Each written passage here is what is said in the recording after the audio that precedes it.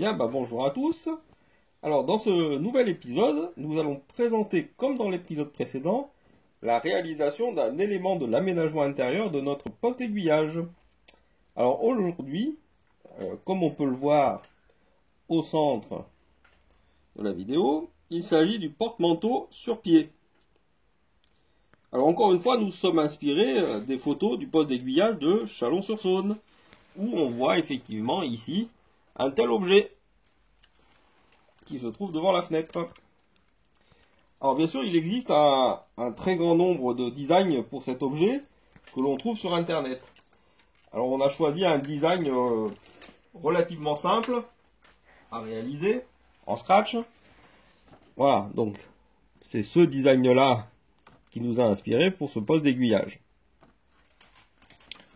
Voilà. Alors ce porte-manteau est pas du tout en bois, il est en fer, mais nous l'avons transformé quelque part en un porte-manteau qui sera tout en bois. Donc, le porte-manteau, on le voit ici. Alors, c'est un travail qui est en cours de réalisation, donc il n'est pas du tout fini de peindre. Ici, nous avons juste mis une couche de base, de bout de base de chez AK.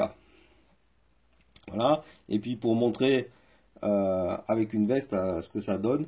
Voilà, on a juste posé la veste pour l'instant sur le porte-manteau. Alors la veste, elle provient d'un petit kit, voilà, de chez Preiser, voilà, où il y a différentes vestes, il y a des chapeaux, il y a différentes choses.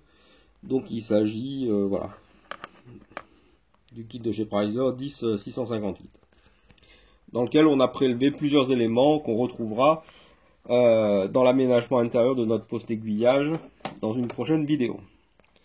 Voilà, alors pour la réalisation de ce porte-manteau, alors il est décomposé en plusieurs éléments. Il y a d'abord le pied ici.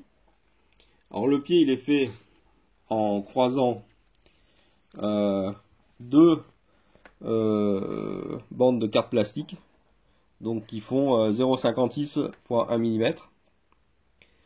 Voilà, donc on a découpé deux morceaux de carte plastique qui font au total, là, la largeur totale du pied fait 7 mm. Donc on a fait une petite encoche dans chacun de ces pieds. On les a taillés légèrement en biseau, on peut voir. Et puis on les a assemblés ensemble. Donc là maintenant, on peut peut-être détacher un peu tout ça et se voir un peu mieux. Voilà. Ensuite, on a fait la partie haute de notre pose d'aiguille, de notre porte-manteau. Donc pour la partie haute, en fait, on est parti sur une petite tige, voilà, d'Evergreen de 0,88 mm. Alors, on aurait peut-être pu choisir un peu plus fin, mais je voulais quand même une petite tige qui soit suffisamment rigide. Alors la hauteur de la tige fait 2 cm. Donc à comparer d'ailleurs au final avec notre bonhomme là. Là, si on met les deux sur le même plan, voilà, on voit que ça fait à peu près la hauteur de notre bonhomme au total. Voilà. Donc sur cette tige plastique là, on a fabriqué la partie porte-manteau. Alors à partir de petites tiges, voilà, comme on peut voir ici, en maille short, de 0,4 mm. Et c'est exactement ce qu'il nous fallait pour couvrir la circonférence de la tige de 0,88 avec 6 porte-manteaux. Voilà. Donc là, on a courbé de façon à ce que ça fasse à peu près 2 mm de plat ici. On a à peu près, voilà, 2 mm de plat ici. 2 mm d'excroissance pour la partie basse, qui est plus petite que l'excroissance de la partie haute, qui fait aux alentours de 3 mm. Et puis on est venu coller ensuite au bout, là, les petites boules. Ah, alors on voit des demi-boules en fait qu'on voit ici.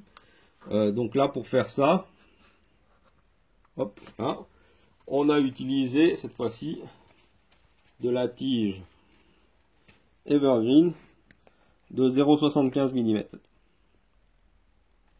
Voilà. Alors pour coller tout ça, il faut coller évidemment à la cyanocrylate et il vaut mieux utiliser un activateur pour ce collage. Sinon, c'est assez difficile à maintenir en place. Voilà, et ensuite on a collé la tige ici dans une petite rondelle de tige plastique evergreen de 1 mm de diamètre afin d'avoir quelque chose, une base un peu plus solide.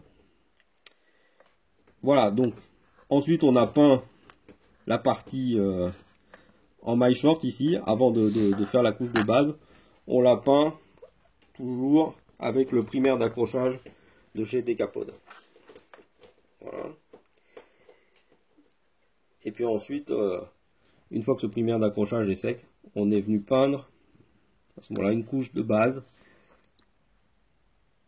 Voilà, la wood base de chez AK. Voilà. Donc si on remet, hop, voilà, on va les remettre tout en place. Voilà ce que ça va donner avec le manteau qui viendra s'accrocher. C'est un manteau qu'on retravaillera un petit peu. Il y aura un chapeau également. Mais voilà ce qui va finir dans notre poste d'aiguillage. Donc voilà, j'espère que cette petite vidéo va vous inspirer également. Et puis on reverra l'ensemble fini quand on fera la visite intérieure de notre cabine de poste d'aiguillage. Voilà, à bientôt.